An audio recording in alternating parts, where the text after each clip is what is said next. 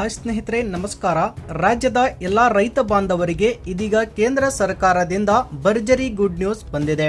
ಪ್ರಧಾನಮಂತ್ರಿ ಕಿಸಾನ್ ಸಮ್ಮಾನ್ ನಿಧಿ ಯೋಜನೆಯ ಅಡಿಯಲ್ಲಿ ಪ್ರತಿ ವರ್ಷಕ್ಕೆ 6,000 ಹಣ ಪಡೆಯುತ್ತಿರುವ ರಾಜ್ಯದ ಎಲ್ಲ ರೈತರಿಗೆ ಇದೀಗ ಕೇಂದ್ರದ ಮೋದಿ ಸರ್ಕಾರವು ಇದೇ ಲೋಕಸಭಾ ಚುನಾವಣೆಗೂ ಮುನ್ನ ಭರ್ಜರಿ ಬಂಪರ್ ಗಿಫ್ಟ್ ನೀಡಿದೆ.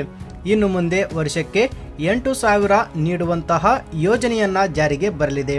ಬನ್ನಿ, ಈ ಯೋಜನೆಯ ಲಾಭ ಪಡೆಯುವುದು ಹೇಗೆ ಎಂಬುದರ ಕುರಿತು ಸಂಪೂರ್ಣ ಮಾಹಿತಿ ಈ ವಿಡಿಯೋದಲ್ಲಿ ನೋಡೋಣ. ನೀವು ಕೂಡ ರೈತರಾಗಿದ್ದು ಅಥವಾ ರೈತ ಕುಟುಂಬಕ್ಕೆ ಸೇರಿದವರಾಗಿದ್ದರೆ ವಿಡಿಯೋವನ್ನ ಲೈಕ್ ಮಾಡಿ ಸಂಪೂರ್ಣ ಮಾಹಿತಿ ತಿಳಿದುಕೊಳ್ಳಲು ಕೊನೆಯವರೆಗೂ ನೋಡಿ. ಪಿಎಂ ಕಿಸಾನ್ ಸಮ್ಮಾನ್ ನಿಧಿ ಯೋಜನೆಯಲ್ಲಿ ರೈತರಿಗೆ ಒಂದು ವರ್ಷಕ್ಕೆ ಒದಗಿಸುವಂತಹ 6,000 ರೂಪಾಯಿ ಹಣವನ್ನ 8,000 ರೂಪಾಯಿಗೆ ಏರಿಸುವ ಸಾಧ್ಯತೆ ಇದೆ. ಏಪ್ರಿಲ್ ಮೇ ತಿಂಗಳಲ್ಲಿ ಬರುವ ಲೋಕಸಭೆ ಚುನಾವಣೆಗೂ ಮುನ್ನ ಯೋಜನೆಯ ಹಣ ಹೆಚ್ಚಿಸುವ ನಿರ್ಧಾರ ಪ್ರಕಟಿಸಬಹುದು.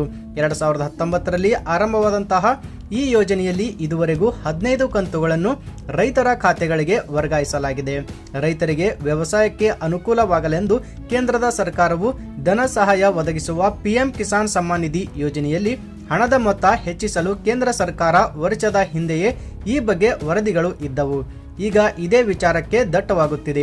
ಸದ್ಯ ವರ್ಷಕ್ಕೆ ಒಟ್ಟು 6,000 ರೂಪಾಯಿಗಳನ್ನು 3 ಕಂತುಗಳಲ್ಲಿ ಸರ್ಕಾರವು ಫಲಾನುಭವಿಗಳ ಒದಗಿಸುತ್ತಿದೆ. ಈ ಹಣವನ್ನು 8,000 ರೂಪಾಯಿಗೆ ಹೆಚ್ಚಿಸಬಹುದು. ಈ 8,000 ರೂಪಾಯಿ ಹಣವನ್ನ 4 ಕಂತುಗಳಲ್ಲಿ ಕೊಡುವುದು ಸರ್ಕಾರದ ಚಿಂತನೆ ಆಗಿದೆ.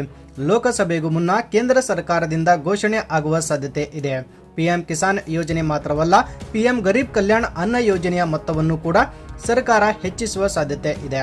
ಏಪ್ರಿಲ್ ಅಥವಾ ಮೇ ತಿಂಗಳಲ್ಲಿ ಲೋಕಸಭೆ ಚುನಾವಣೆ ನಡೆಯುವಂತಹ ಸಾಧ್ಯತೆ ಇದ್ದು ಫೆಬ್ರವರಿಯಲ್ಲಿ ಸರ್ಕಾರದಿಂದ ಈ ಬಗ್ಗೆ ಪ್ರಕಟಣೆ ಇರಬಹುದು. ಪಿಎಂ ಕಿಸಾನ್ ಯೋಜನೆಯಲ್ಲಿ ಪ್ರತಿ 4 ತಿಂಗಳಿಗೊಮ್ಮೆ ಫಲಾನುಭವಿ ರೈತರ ಬ್ಯಾಂಕ್ ಖಾತೆಗಳಿಗೆ 2,000 ರೂಪಾಯಿ ಹಣವನ್ನ ಸರ್ಕಾರ ವರ್ಗಾಯಿಸುತ್ತದೆ. ಈಗ ಕಂತುಗಳ ಸಂಖ್ಯೆಯನ್ನು 3ರಿಂದ 4ಕ್ಕೆ ಏರಿಸಬಹುದು. ಅಂದರೆ ಪ್ರತಿ 3 ತಿಂಗಳಿಗೊಮ್ಮೆ ರೈತರಿಗೆ 2,000 ರೂಪಾಯಿ ಹಣ ಸಿಗಬಹುದು. 2019ರಲ್ಲಿ ಆರಂಭವಾದ ಪಿಎಂ ಕಿಸಾನ್ ಯೋಜನೆಯಲ್ಲಿ ಇದುವರೆಗೂ 15 ಕಂತುಗಳನ್ನು ಸರ್ಕಾರ ರೈತರ ಖಾತೆಗಳಿಗೆ ವರ್ಗಾವಣೆ ಮಾಡಿದೆ. ಒಟ್ಟಾರೆಯಾಗಿ 2.75 ಲಕ್ಷ ಕೋಟಿ ರೂಪಾಯಿ ಹಣವನ್ನ ರೈತರ ಖಾತೆಗಳಿಗೆ ಹಾಕಲಾಗಿತ್ತು. ಈಗ 15ನೇ ಕಂತಿನ ಹಣವನ್ನು ನವೆಂಬರ್ 15ರಂದು ಹಾಕಲಾಗಿತ್ತು. ಅದಕ್ಕೂ ಹಿಂದಿನ ಕಂತನ್ನು ಹಣವನ್ನು ಜುಲೈ ಕೊನೆಯ ವಾರದಲ್ಲಿ ನೀಡಲಾಗಿತ್ತು. ಸ್ನೇಹಿತರ, ಪಿಎಂ ಮೋದಿ ಅವರು ತೆಗೆದುಕೊಂಡಿರುವ ಈ ನಿರ್ಧಾರದ ಬಗ್ಗೆ ನಿಮ್ಮ ಅನಿಸಿಕೆ ಮತ್ತು ಅಭಿಪ್ರಾಯಗಳನ್ನು ತಪ್ಪದೆ ಕಮೆಂಟ್ ಮಾಡುವ ಮೂಲಕ ನಮಗೆ ತಿಳಿಸಿ.